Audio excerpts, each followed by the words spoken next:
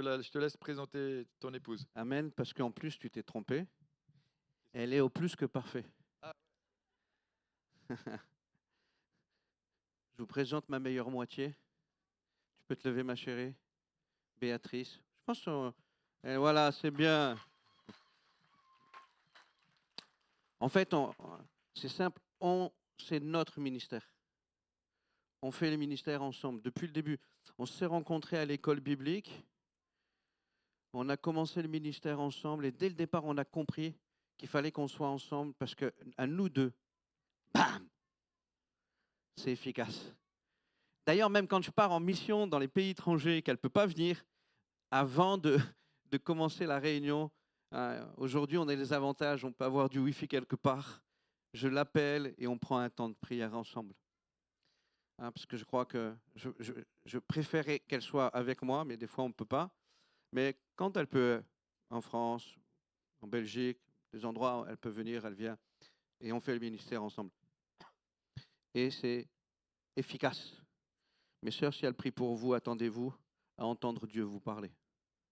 Parce que des fois, on vient à l'appel, excusez-moi, je vais rentrer après dans mon message.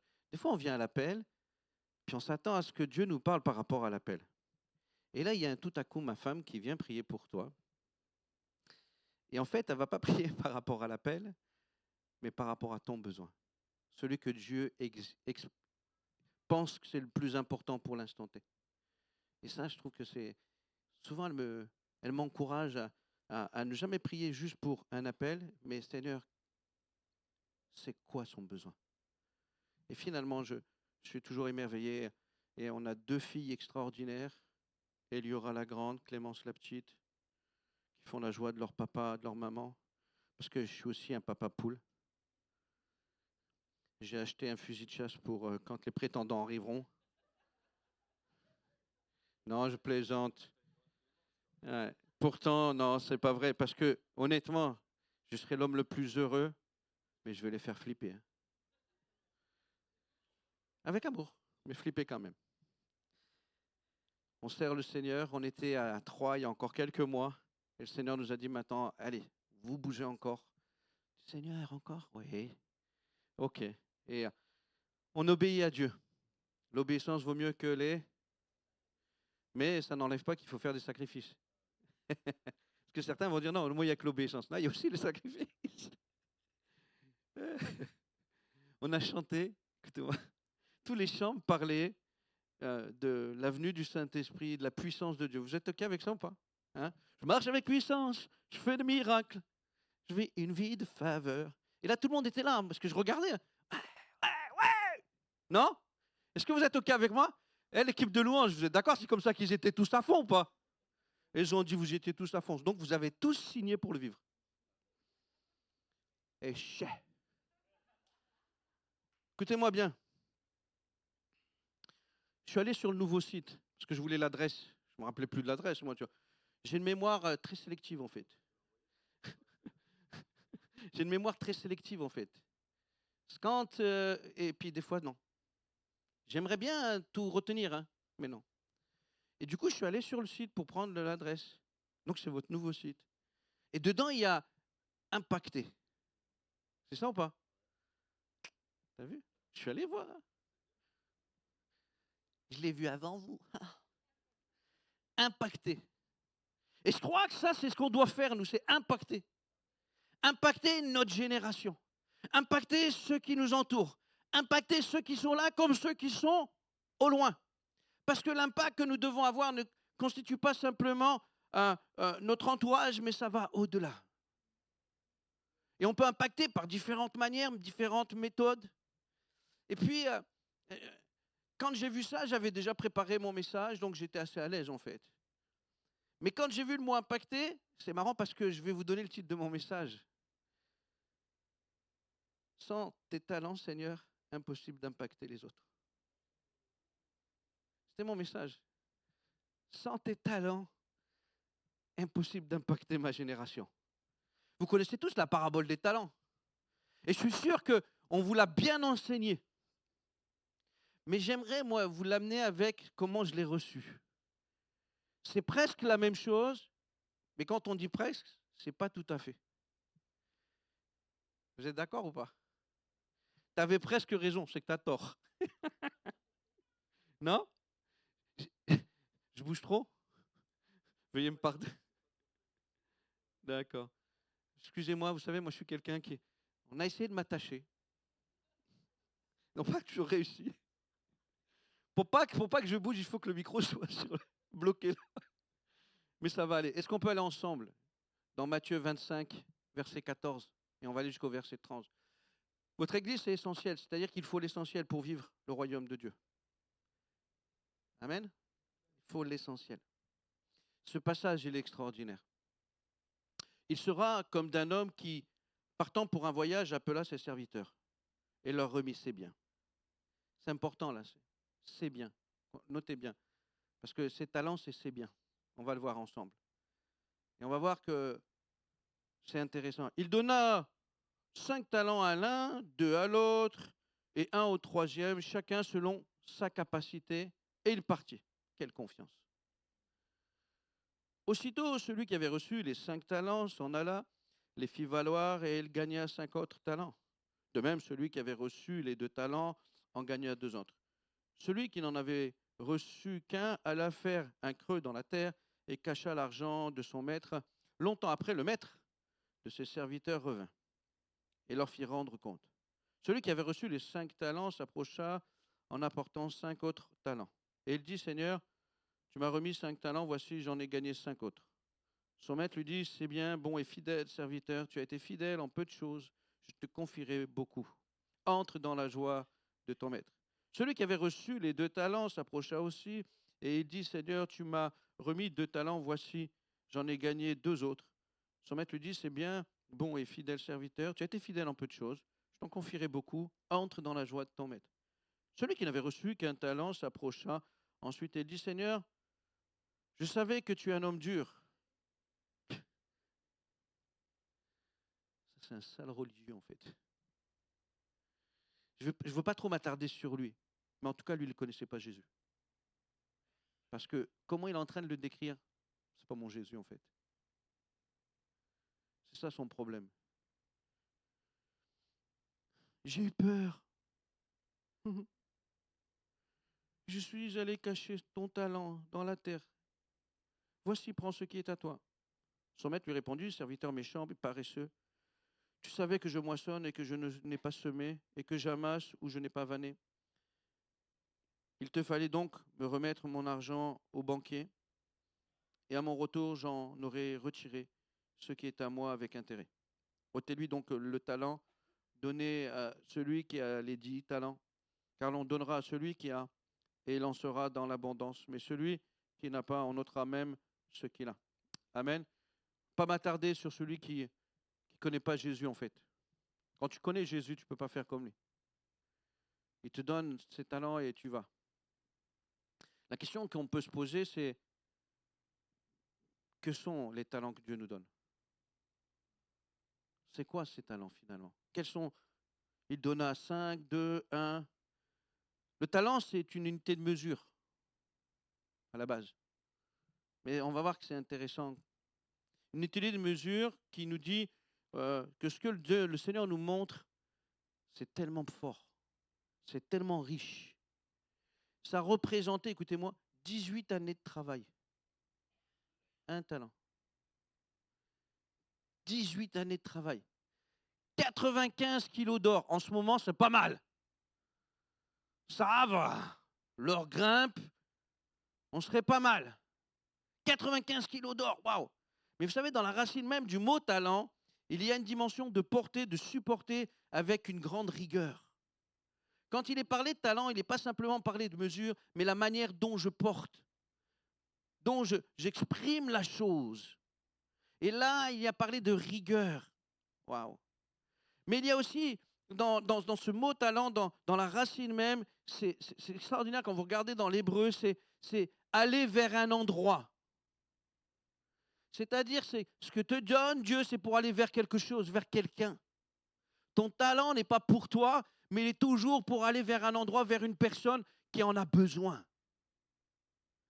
J'aime ce passage parce qu'il me parle de ce que Dieu attend de moi. C'est incroyable que le Seigneur nous dit, je vous donne, vous pouvez aussi porter pour aller vers les autres, mais mettez-y votre rigueur. Là, c'est ma part. La rigueur, vous êtes d'accord, c'est ce qui nous manque parfois. Parfois, on veut bien servir le Seigneur, mais à un instant T. Mais dans la continuité, dans le chaque jour, il faut y aller, y aller, y aller. Et mes frères, là, ça devient un peu plus compliqué. Vous êtes d'accord ou pas? Parce que les talents ne s'expriment pas, on le verra, pas simplement dans la maison de Dieu, mais partout où nous sommes, parce que ces talents nous accompagnent partout où nous sommes. Moi, je crois que l'Église de Jésus-Christ, celle qui est d'aujourd'hui, là, elle est appelée à vivre la gloire de Dieu, on l'a chanté. Et la gloire de Dieu, elle se manifeste d'une manière tangible. Ce n'est pas juste on rayonne de gloire. Elle est où la lumière? Pas juste ça. Bien sûr qu'on rayonne de gloire. Mais on manifeste la gloire de Jésus. Ces talents, c'est juste incroyable. Ces talents, c'est tu es riche, mais responsable de cette richesse. Vous savez, le mot talent ne donnera jamais le mot talentueux. Rien à voir. C'est pas les mêmes mots, c'est pas la même racine de mots. Le talent ne t'amènera pas à dire je suis talentueux, j'ai la classe à Dallas, je suis capable de. C'est moi. Sans moi, le royaume de Dieu n'avance pas. Hein. Non, non, non, si tu t'es converti, c'est à cause de moi. C'est moi qui t'ai converti d'ailleurs. J'ai entendu ça, c'est pour ça que Ah, tu convertis personne en fait. Sinon, c'est des adeptes à toi, pas à Jésus-Christ. Celui qui convainc de péché, de justice et de jugement, c'est le Saint-Esprit. On est d'accord ou pas? Ah là là là là, la question à 10 000 $ ce matin. En ce moment, je prends le dollar, il est un peu plus haut. Quand l'euro sera plus haut, je prendrai l'euro. Hein. Mais le dollar est un peu plus haut. Quels sont les talents que Dieu me donne? Et je vous l'ai dit tout à l'heure. Il en sera comme d'un homme qui, partant pour un voyage, appela ses serviteurs et leur remit ses biens. Ses talents sont liés à ses biens. Ses biens, c'est les biens de qui? Les biens de qui? C'est ça qui est important. Les talents, ce sont ceux qui appartiennent au Seigneur. Les deux mots sont importants ici sont ses biens. C'est celui, écoutez-moi, celui qui est propre ou c'est celui à qui ça appartient.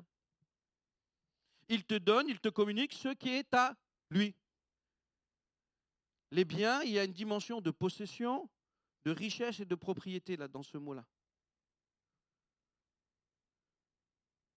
En fait, ce que Jésus possède, c'est ses biens et c'est ses richesses qu'il veut nous communiquer. C'est ça, ses talents.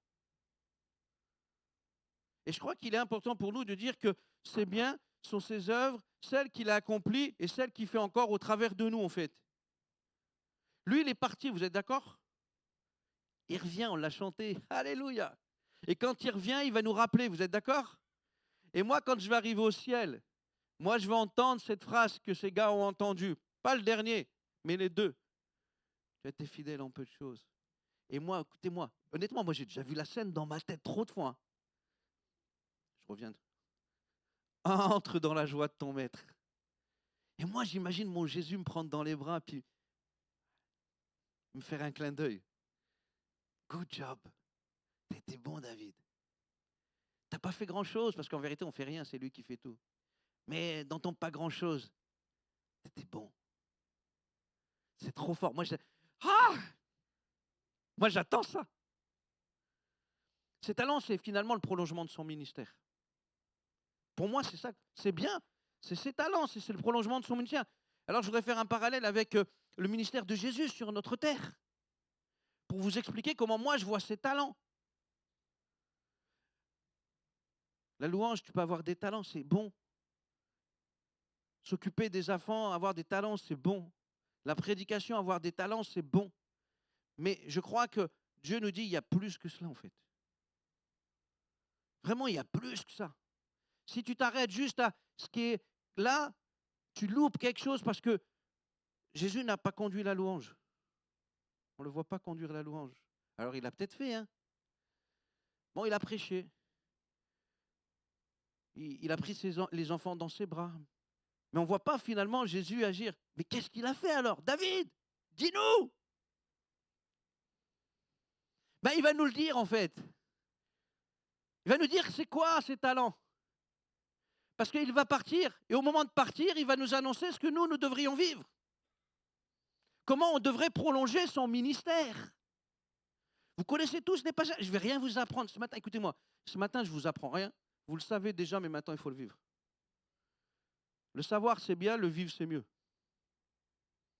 La Bible dit dans Marc, chapitre 16, versets 17-18. Vous le connaissez, ça. Je ne vous apprends rien. Jésus est prêt à partir. Imaginez-vous la scène quand ils ont vu Jésus partir quand même. Moi, j'aurais bien voulu être à leur époque, mais des fois, je me dis comment ils ont souffert tous. Est-ce que j'aurais aimé être à leur époque? Non, c'est vrai. Voici les miracles qui accompagneront ceux qui ont cru. Donc, voici ceux qui ont cru. Qui a cru ici? Qui croit en Jésus? Tous. Donc, dans ce que je vais lire là, vous êtes tous dedans. Vous êtes aptes. En mon nom, ils chasseront les démons. Est-ce que Jésus a chassé des démons? Ok. La seule chose, c'est qu'ils parleront de nouvelles langues. Et là, il est fait mention de quoi, là? Du baptême dans le Saint-Esprit ou pas? Ils parleront de nouvelles langues. Ils saisiront des serpents et s'ils boivent quelques breuvages mortels, il ne leur fera point de mal. Ils imposeront les mains aux malades et les malades seront guéris. Est-ce que Jésus a fait ça? Jésus a fait ça. En fait, pour moi, ces talents, déjà, on peut dire, d'aller chasser les démons, de guérir les miracles. Les malades, merci. De guérir les malades. La question aujourd'hui, c'est, est-ce que je suis assez audacieux pour aller prier pour les malades?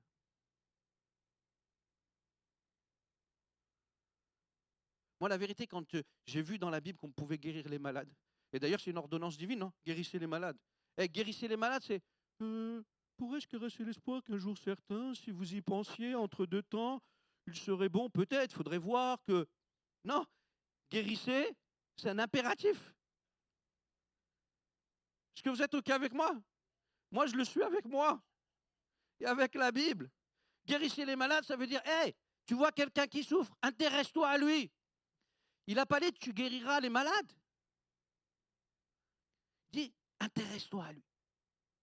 La vérité, c'est qu'on flippe tous.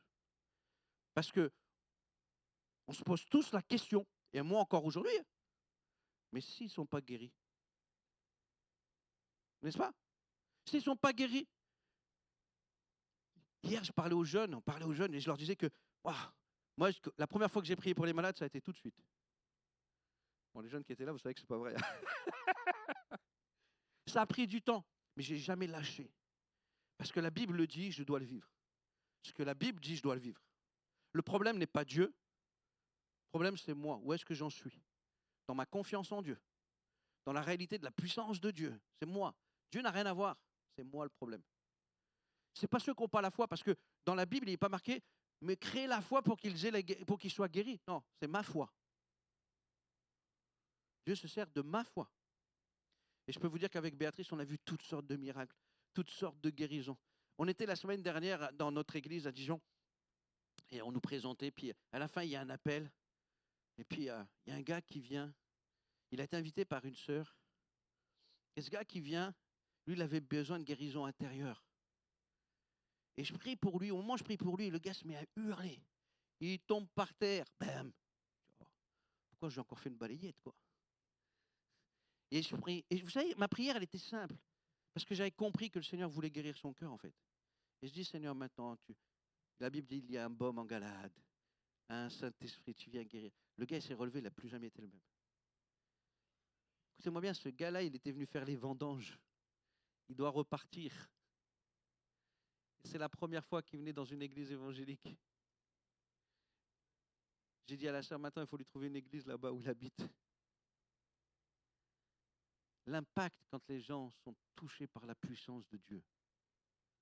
L'impact quand les gens sont guéris, quand les gens sont consolés, quand les gens sont libérés, quand les gens vivent la puissance de Dieu. L'impact qu'il y a, c'est que maintenant pour eux, Dieu existe.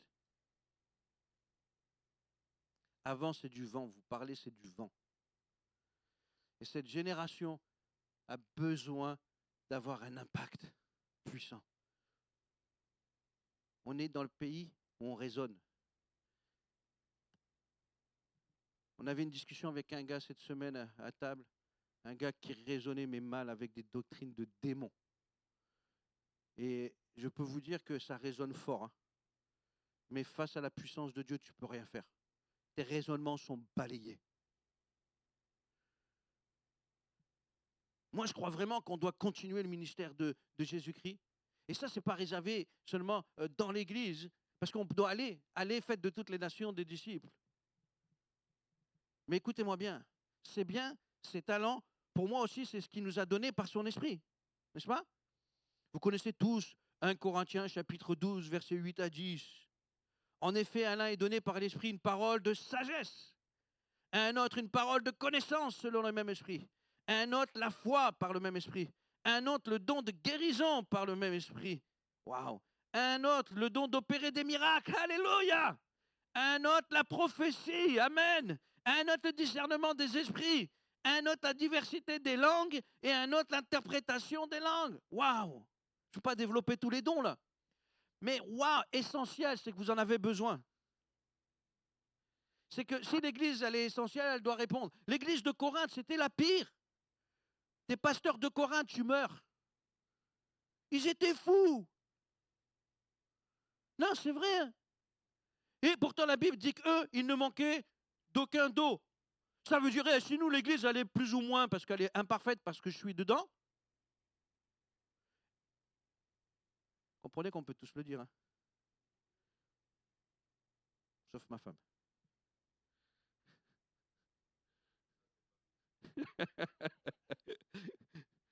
Pour moi, elle est parfaite, c'est normal, je suis amoureux. Mais écoutez-moi bien, les amis. On devrait avoir tous les dons. Mais tous les dons ne vont pas être sur une personne. C'est sur les rassemblés, les justes. Ceux qui ont reçu la personne de Jésus. Ceux qui ont reçu le Saint-Esprit. Écoutez-moi, pour moi, aujourd'hui, l'Église de Jésus-Christ, elle doit revenir finalement au livre des Actes des Apôtres. Elle doit aller au début. Moi, je peux vous dire que le Saint-Esprit ne fait pas de lui-même. Hein. C'est ce que Jésus a dit, non? Le Saint-Esprit ne fait pas de lui-même. Moi, je vous l'envoie, il prendra ce qui est à moi et vous l'annoncera, dit Jésus. Waouh. D'ailleurs, Actes chapitre 1, verset 8, tout le monde le connaît, non? Vous recevrez une puissance et vous serez mes témoins. Quand il est parlé de témoins, là, il n'est pas parlé de celui qui parle juste. Parce que tu témoignes par tes paroles, mais par tes actions. Non? On ne témoigne pas juste, vous êtes d'accord, par des mots. Mais par ce que nous sommes, nous témoignons. Et par nos actions, nous témoignons. Moi, j'avais peur au début. Vous savez quoi? Je priais pour les malades, les possédés, il n'y a pas de problème. Mais j'avais une crainte, une seule. C'était avec les imams. C'est bizarre. Pourquoi j'avais peur de parler avec les imams? Des fois, il y a des choses, c'est incohérent dans votre tête, même vous ne comprenez pas pourquoi. Pourtant, je parle avec des musulmans, tout ça, il n'y a pas de problème. Vous savez, j'étais à Saint-Denis dans le 93. Les jeunes musulmans, ils jouaient au foot. Moi, quand j'allais les voir, ils m'appelaient le recruteur. Mais ils me kiffaient bien. Ils m'aimaient bien. Et même quand il y avait des catholiques, tout ça, ils disaient, dis-le que toi, t'es chrétien. Même, il est balancé et tout, quoi. Non, il y avait une bonne entente. Mais avec les imams, jusqu'au jour où je faisais de l'évangélisation. Et qui vient vers moi? Un imam. Là, tu ne peux plus fuir. Et vous savez ce qu'il nous a dit à la fin, parce que j'étais avec Béatrice, à la fin, il nous a dit, mais si vous étiez musulman, waouh, vous enverriez du lourd, en fait. Le gars, il avait compris qu'en nous, il y avait du lourd, il y avait de la puissance, quoi. On a tous des craintes. Mais à un moment donné, est-ce que les craintes me paralysent ou est-ce qu'elles m'obligent à franchir des caps? C'est donc, vous recevrez une puissance. On aime parler en langue, vrai ou pas? Mais heureusement, la Bible, et Paul va dire, je parle en langue plus que tous. Et moi, je crois à l'importance du parler en langue, que ce soit personnel, que ce soit à l'église. Le parler en langue est vraiment important. J'ouvre une parenthèse, dans des églises, on dit non, quand on est assemblés ensemble, la Bible dit dans l'Épître aux Corinthiens qu'il ne faut pas parler. Mais il continue la lecture, il est marqué, n'empêchez personne de parler en langue. C'est arrêté à début de lecture, et bien en fait, il faut lire tout le passage. Le passage, il est clair en fait. Et il dit que c'est un signe. Donc, non, c'est bon de parler en langue. Mais si le baptême dans le Saint-Esprit, c'est le parler en langue, ou juste, pardonnez-moi, le parler en langue, c'est qu'on n'a pas compris ce que l'Esprit voulait faire en nous et au travers de nous. C'est des œuvres que Dieu a préparées d'avance afin que nous puissions les pratiquer. Je pose une question. Et je suis sûr que vous avez tous la réponse. Parce que tous vous vivez ça. Est-ce que vous avez des gens malades autour de vous? Je n'ai pas écrit, mais j'aurais pu marquer, ils répondirent oui. Est-ce que vous avez des gens en souffrance quant à leur cœur autour de vous? Est-ce que vous avez des gens qui sont attaqués, molestés par le diable? En fait, vous avez tous une panelle de personnes qui ont besoin de la puissance de Dieu. Est-ce que vous êtes OK avec ça? Est-ce qu'on peut lever la main? Ceux qui sont OK avec ça. Voilà, vous venez de vous engager à les libérer. Parce que qui va les libérer? Qui va les libérer? C'est une vraie question. Un jour, on avait des jeunes qui venaient, des jeunes sérieux, qui marchaient avec Dieu, qui vivaient avec Dieu. Hein. Et puis, on a un oncle avec une tante chez eux, il y a des manifestations de démoniaques. Tout de suite, on y va. On arrive, dis-leur qu'on arrive. Et puis d'un seul coup, on a réfléchi, on a dit non, allez-y vous. Et si vous n'y arrivez pas, vous nous appelez, on vient. Allez-y. Ils sont revenus, vous savez, comme dans la Bible. Quand les disciples reviennent. Ouais! Même les démons nous sont soumis! La famille s'est convertie. Mais c'est eux qui ont été au charbon. Les pasteurs ne peuvent pas aller partout, en fait. Jésus peut être partout parce que lui, il est Jésus, en fait. Mais nous, on est tellement humains. Et une journée, elle fait que 24 heures. Et dans cette journée de 24 heures, vous nous admettrez qu'on a quand même le droit de dormir un peu. Donc, finalement, dans notre journée, on n'a pas 24 heures. Et on ne peut pas tout faire. Et c'est pour ça que vous avez des talents. Chacun d'entre vous, vous avez reçu. Personne ne peut me dire, ce matin, je n'ai pas de talent. La Bible dit, selon la capacité, il a donné. Ce n'est pas la capacité intellectuelle, physique, morale. C'est spirituel. Je peux ouvrir une parenthèse?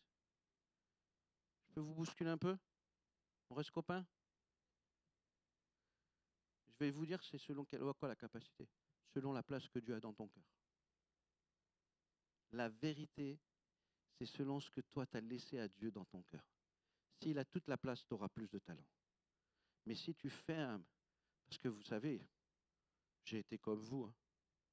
Moi, tout de suite, je suis né chrétien, mais quand je suis né chrétien, attention, tout de suite parfait. Mais par contre, il y a une chose que j'ai faite. Et ça, c'est ce qui m'a permis d'être là où je suis aujourd'hui. Le jour où je lui ai donné mon cœur, je lui ai tout donné. Littéralement, je lui ai donné. Ma vie ne dépendait plus de moi, mais de lui. De toute façon, je n'avais pas le choix. De mon parcours, je n'avais pas le choix. Sinon, c'était mort. J'allais retomber dans tout ce que j'allais. Parce que quand je me convertis, je perds tous mes amis, ma famille, et je le disais aux jeunes hier, mon travail comme j'étais dealer.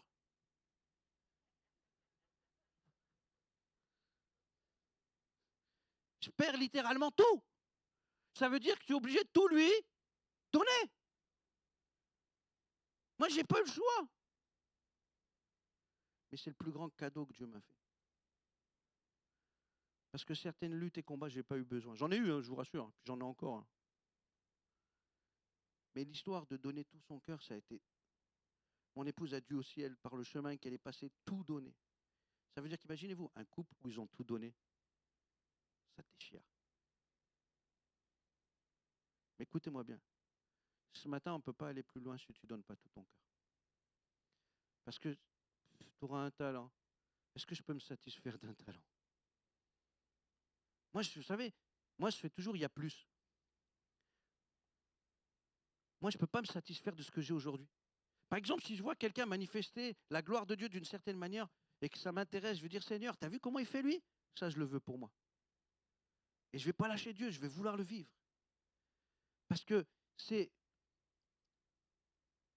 une façon d'amener la gloire de Dieu qui va amener la bénédiction chez l'autre. Parce que mon appel, vous voulez que je vous donne mon appel? Le titre de mon appel, je vous le donne, d'accord? Bénir. Pardon, attendez, je crois que c'est l'appel de tous les chrétiens. Non?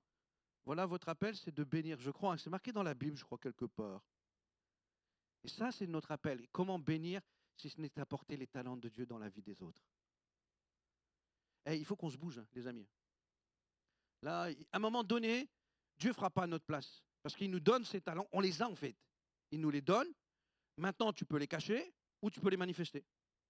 Mais il ne te forcera à rien. Écoute-moi bien. Il te forcera à rien. Il te forcera à rien.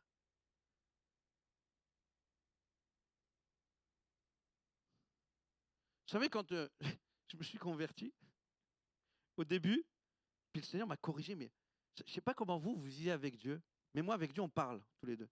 Moi, j'ai un privilège, c'est que je parle avec Dieu, Dieu me parle. Mais quand je dis on parle, ce n'est pas moi qui l'interpelle tout le temps, hein. Lui, il vient m'interpeller quand il veut. Puis un jour, j'étais en train de témoigner, quand je dis jeune converti, je venais à peine de donner même mon cœur à Dieu. Et encore, j'étais sur le chemin de donner mon cœur à Dieu, mais comme je n'avais pas encore tout donné, pour moi, je n'étais pas encore converti. Et puis j'allais sur les marchés, tout ça, parler de l'évangile. Puis à un moment donné, dans ma tête, la voix de Dieu dit, je ne suis pas à vendre. Je dis, comment ça? Il me dit, tu as toujours été dans le commerce, mais moi, je ne suis pas à vendre. Les gens ont besoin de mes œuvres. Témoigne de mes œuvres. Ça m'a arrêté direct. Et du coup, qu'est-ce que j'ai fait? J'ai cherché à comprendre ses œuvres. Pour les vivre. Pas pour moi. Seulement. Parce que je veux aussi les vivre pour moi. Hein. On est d'accord? On a besoin de guérison, non? On a besoin de consolation ou pas? On a besoin de restauration aussi. Mais moi qui ai besoin de guérison, j'ai besoin de vous. Si j'ai besoin de consolation, j'ai besoin de vous. Parce qu'on a besoin les uns des autres. Parce qu'il y a ceux du dehors, mais il y a aussi ceux de la maison. Et les dons ne sont pas enfermés que pour ceux qui doivent venir à Christ, mais ils sont aussi pour ceux qui sont dans la maison. C'est pour ça qu'il veut donner, multiplier les talents. Il veut les multiplier parce qu'il y a un réel besoin. Parce que l'Église en a besoin, notre génération en a besoin. Parce que toi-même, tu en as besoin. Souvent, on a besoin et c'est vers nous. Nous, on a besoin. Merci Seigneur pour les besoins. Mais la sangsue nous dit, la Bible a fait dire que donne, donne, donne, donne. Moi, je ne veux pas être une sangsue. Je veux répondre aux besoins de ma génération. Et c'est pour ça que j'ai dit, Seigneur, tout ce qui est écrit, je veux le vivre. Tous tes talents, toutes les bénédictions que tu veux apporter, je veux le vivre. Vous savez quoi? La Bible dit, celui qui demande, il reçoit. Même là, ce n'est pas une histoire de il faut que je jeûne plus, il faut que je prie plus. Il faut jeûner, il faut prier. Écoutez-moi, il faut jeûner, il faut prier. Il faut que je me sanctifie plus. Il faut se sanctifier. Ce que je suis aujourd'hui, je ne l'étais pas hier. Et j'espère que demain, je vais encore grandir. D'accord? Mais ce n'est pas ça. C'est ses talents. C'est des grâces qu'il distribue. Mais pour les distribuer, il faut qu'il y ait des hommes et des femmes qui acceptent d'être un don, un cadeau pour les autres. Regardez ce que ça veut dire. Arrête de te regarder et de regarder tes besoins. Ça veut dire lève la tête et regarde les autres. Notre génération, je ne parle pas des plus anciens, parce que moi j'ai 25 ans. Pourquoi vous riez? Vous avez des doutes? Serais-je un menteur? Bon, je me suis arrêté de compter 25 ans et plus. Je vous l'avoue, il y a plus. Et réellement plus.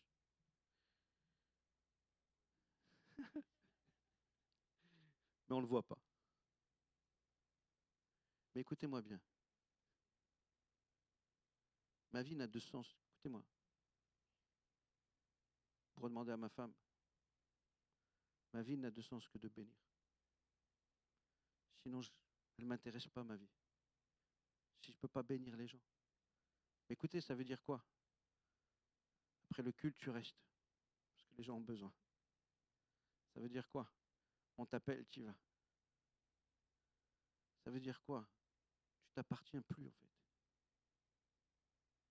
Tu n'appartiens pas au Seigneur seulement, mais à ta génération. Regardez, l'apôtre Paul voulait partir à un moment donné, non? Il dit, il est avantageux que je parte. Lui, en fait, lui, il avait goûté le ciel. Du coup, lui, il a dit, ben non, franchement, sur la terre, laissez-moi tranquille. Hein. Franchement, il avait compris, lui, hein, parce qu'il avait goûté.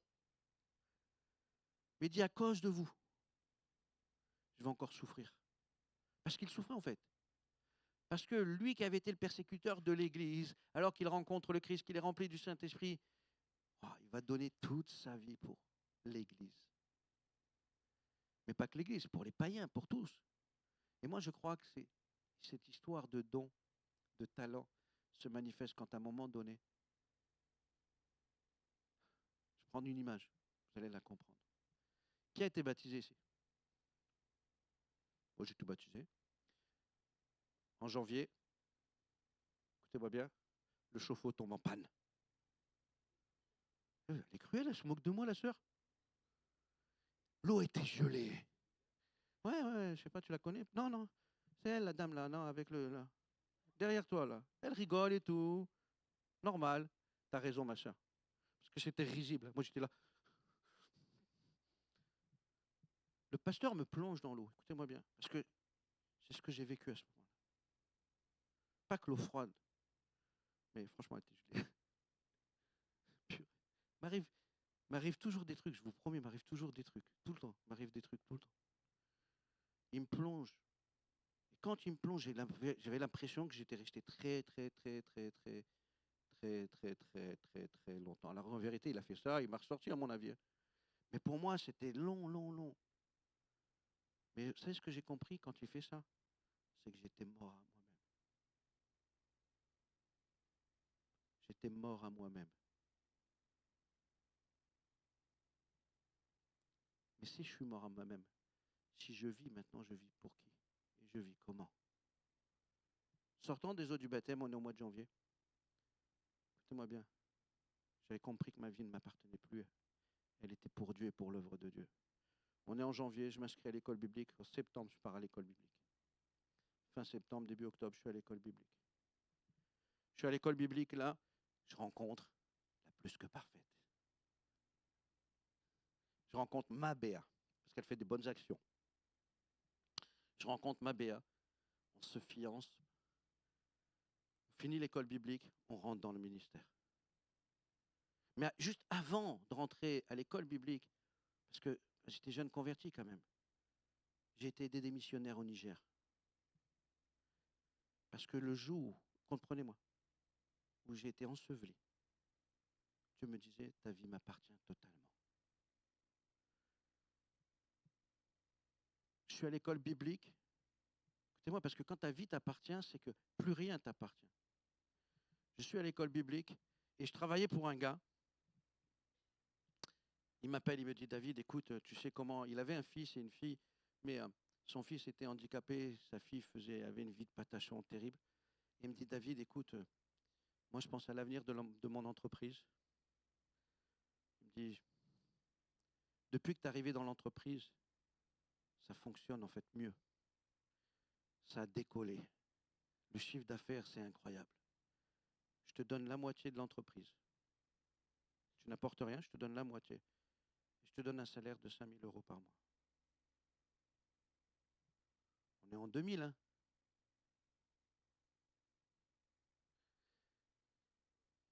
C'était pas mal. Et il m'aurait laissé faire l'œuvre de Dieu. Mais Dieu m'avait dit, tu pars à l'école biblique, tu ne reviens plus dans ta ville. Quand il m'appelle pour me dire ça, moi je suis comme vous, tout de suite j'ai obéi. Ou pas? Non, je suis allé le revoir, parce que des fois, peut-être tu t'es trompé quand il t'avait dit ça à la base. Et je vais le voir, j'ai dit, Seigneur, bon, j'avais cru comprendre à l'époque. Est-ce que tu veux vraiment que je ne retourne pas là-bas fini à peine ma prière. Il y a un prédicateur qui est là. Et le gars, il me parle de la part de Dieu, reste tranquille. Le gars, dans son message, il y a un truc qui n'a rien à voir. Il dit, voilà, il y a un feu rouge pour quelqu'un. Moi, j'ai compris, Seigneur. J'ai appelé. Et je lui ai dit, José, je ne peux pas. Il me dit, mais t'es fou. Je pourrais le proposer à personne d'autre qu'à toi. Je dis, je ne peux pas.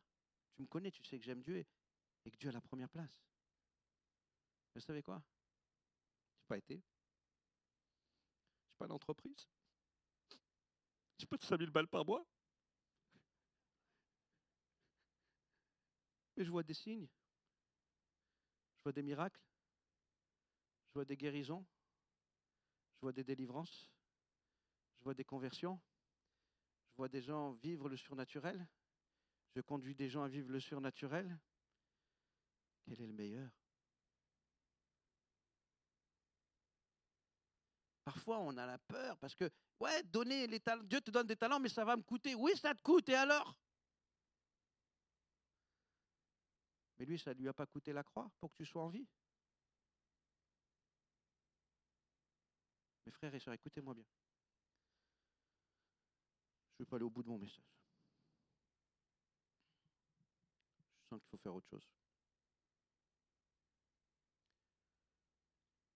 La vérité, écoutez-moi. Tout est une histoire de don de soi. Les talents, on les a en vérité. Il nous les a déjà donnés. Tous, vous en avez. Sinon, la Bible ment. Écoutez-moi, vous avez tous des talents. Sinon, la Bible ment. Et moi, je sais que la Bible ne ment pas. Elle est la vérité. Toute écriture est inspirée, n'est-ce pas? Toute écriture est inspirée. Et plus j'avance dans le message, et plus le Seigneur me dit, David, je peux vous dire un petit peu violemment, mais quand je dis violemment, ça va aller quand même, ça va bien passer. Non. Faites toujours attention. On n'essaye même pas d'y penser.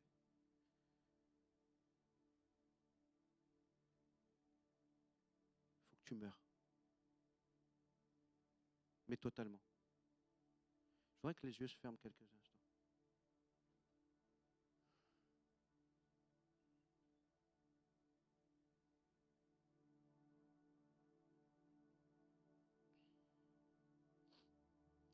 Je vous promets, les amis, je ne savais pas ce que le Seigneur allait faire et comment le Seigneur allait faire. Je savais juste qu'il y avait cette parabole et que Dieu voulait vous conduire à vivre le surnaturel au naturel. Mais plus j'avance plus j'avançais dans le message et plus je sentais une tristesse dans mon cœur.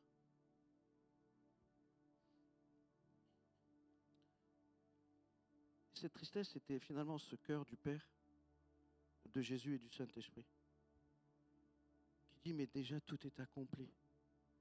Tout est là pour eux. Et chanter le Seigneur tout à l'heure, quand en plus Manu a pris Ésaïe, je revivais les souffrances de Christ.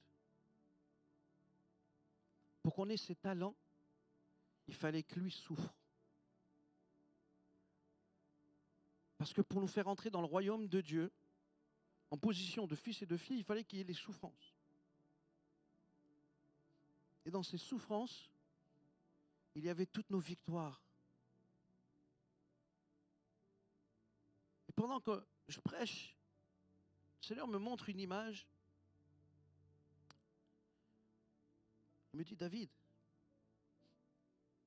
il me dit, tu vois, c'est comme dans le livre de l'Apocalypse. Une église qui est bien, elle est bonne.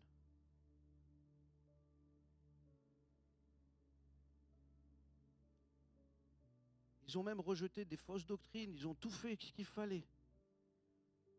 Mais il manque un truc. Le feu du premier amour.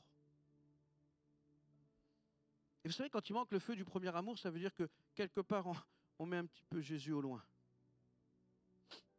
Parce que c'est lui qui nous brûle. C'est lui qui qui fait que ça brûle à l'intérieur de nous. Vous savez, on a tous des vies compliquées. On a notre travail, les familles, parfois les voisins. On a tous des moments difficiles ou des moments, des fois, trop faciles.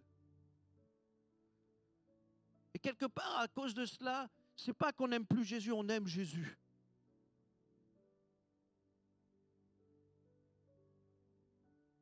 Mais mes douleurs ont accaparé la place que Jésus avait.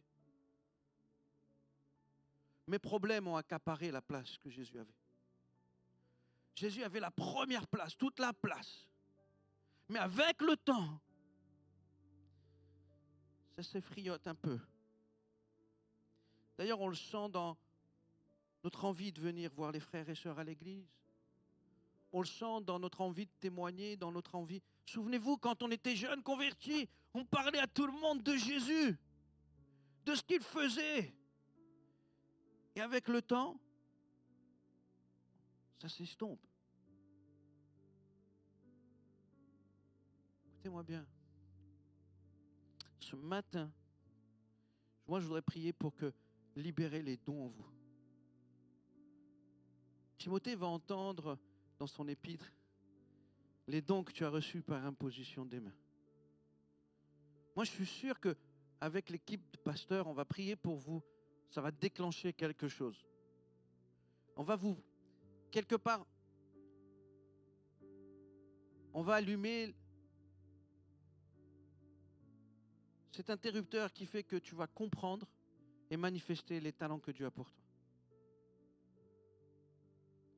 Mais ça, si je le fais maintenant, ça n'aura pas une grande efficacité. Sur le coup, tu vas être waouh, enthousiaste. Sur le coup, tu vas me dire waouh, tu vas sentir quelque chose. Mais en sortant de ce lieu, dans les jours qui viennent, il n'y aura pas de fruits. Parce qu'il faut qu'il revienne à la première place. Réellement. Réellement. Écoutez-moi mes frères et sœurs. J'ai un lot de souffrances, de galères comme vous. Ces dernières années, ma santé m'a lâché complètement. Et vous savez, quand notre santé nous lâche, le corps, l'âme et l'esprit, tout est lié en fait. Et soit tu écoutes ton corps, soit tu écoutes ton esprit.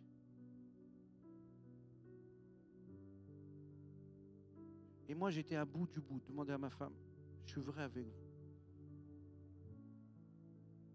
Quand je vous dis à bout, à bout, à bout. Parfois, dans notre travail, on peut être à bout. Mon épouse travaillait. Elle avait une chef. C'était les 10 plaies de l'Égypte à elle toute seule. Raciste. Méchante. Mais elle avait besoin de finances.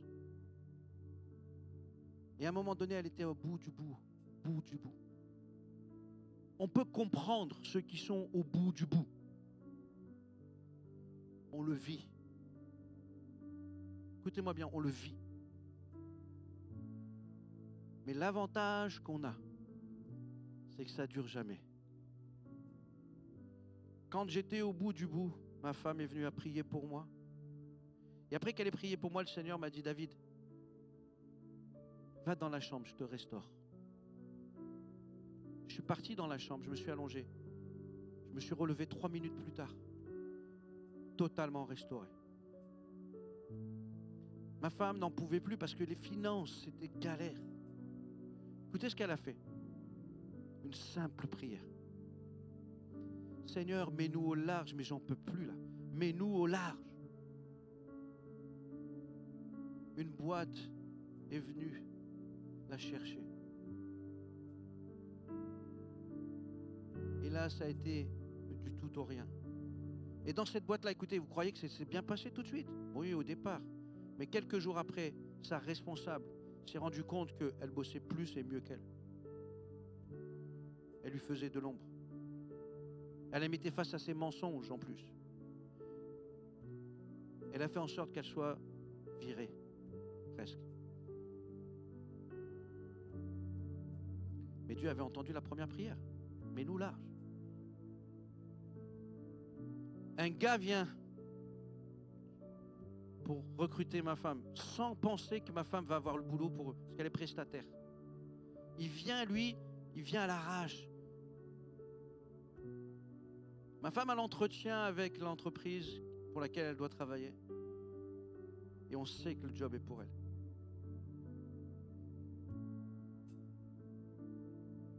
Et le gars, lui, il est absent, il ne fait rien. Et eux, ils veulent tout de suite mon épouse. Mon épouse a même eu sa carte pour rentrer et tout. Elle avait tout avant que le gars revienne pour négocier. Malheur à lui. Parce que quand tu sais que tu es pris et qu'on veut que toi, dans les négociations, t'es le patron. Je vous promets les amis, moi j'étais assis là à côté d'elle. Elle a retourné le gars. Le gars, il voulait pas les tickets restaurant. Tu veux pas les tickets restaurant? Je viens pas. Mais elle sait que le gars, il repart. Il revient 1 heure après. Bon, d'accord. Bon, tous mes remboursements là. Oh, moi je veux plus de remboursements. Et elle l'a eu à l'usure. Et Dieu nous a mis au large. Écoutez-moi, dans l'entreprise avec qui elle bosse aujourd'hui, elle a une chef. Encore vendredi, ou c'était vendredi, sa chef l'appelle pour régler un problème. Qui avait la réponse? Mon épouse. Dieu la rend indispensable.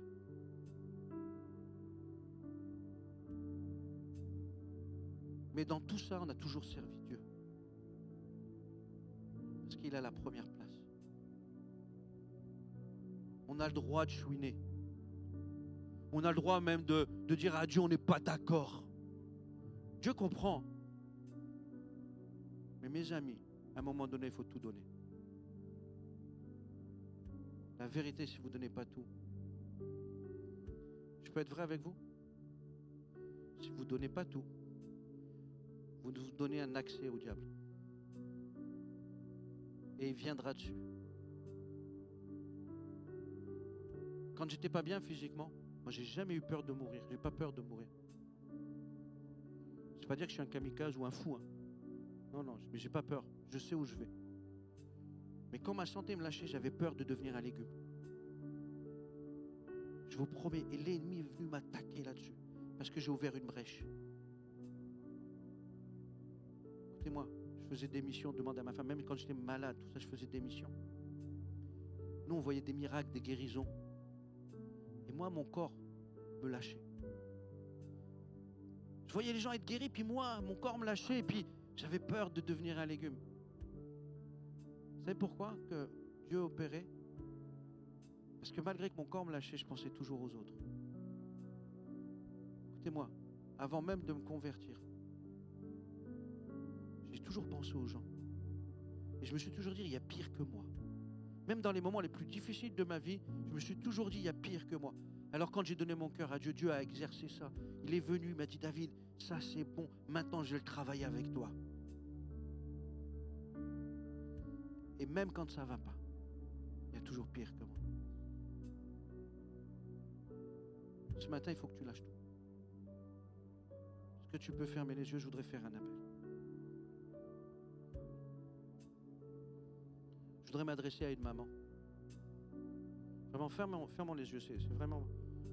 Comme je vais faire lever les mains, je préfère qu'on ferme les yeux. Par respect. Merci les amis. Je voudrais parler à une maman. Ton enfant a pris toute la place. Ton enfant a pris toute la place. C'est normal de s'occuper. Je vous l'ai dit tout à l'heure, je suis un papa poule. Mais demandez à mes filles. Elles ont eu le mercredi pour elles. Mais qu'est-ce qu'elles prêtent leur papa pour le royaume de Dieu? Et elles le vivent super bien.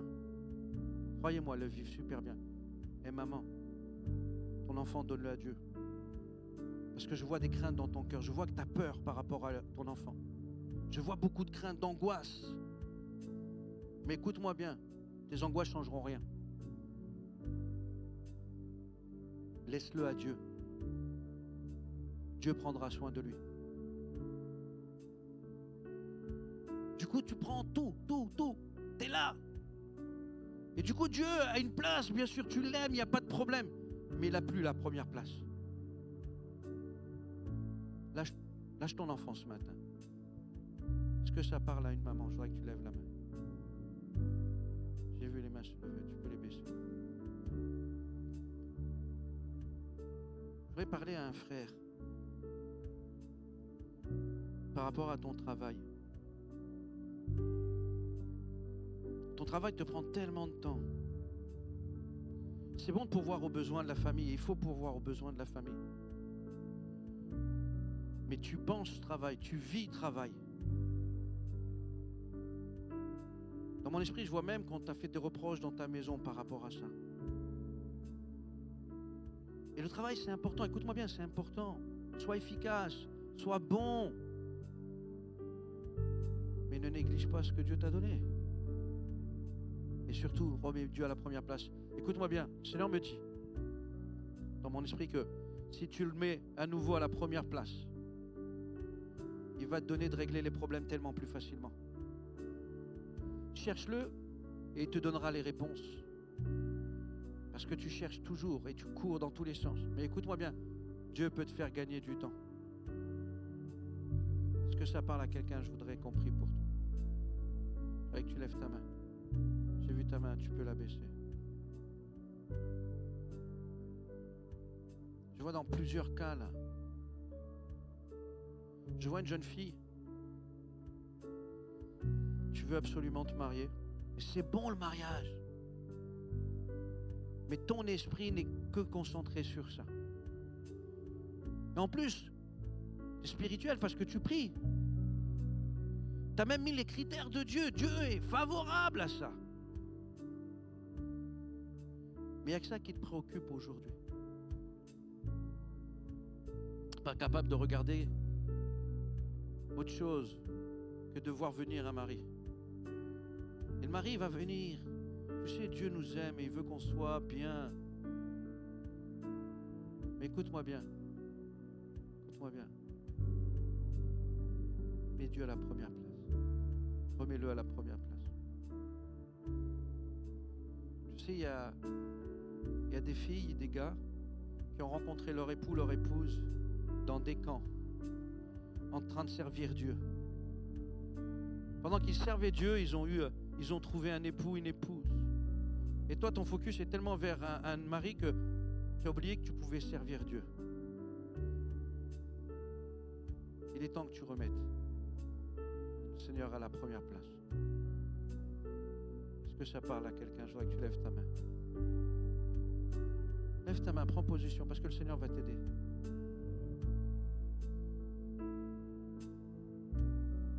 Je sais que ça parle à une jeune fille. Je suis convaincu, l'Esprit me le montre.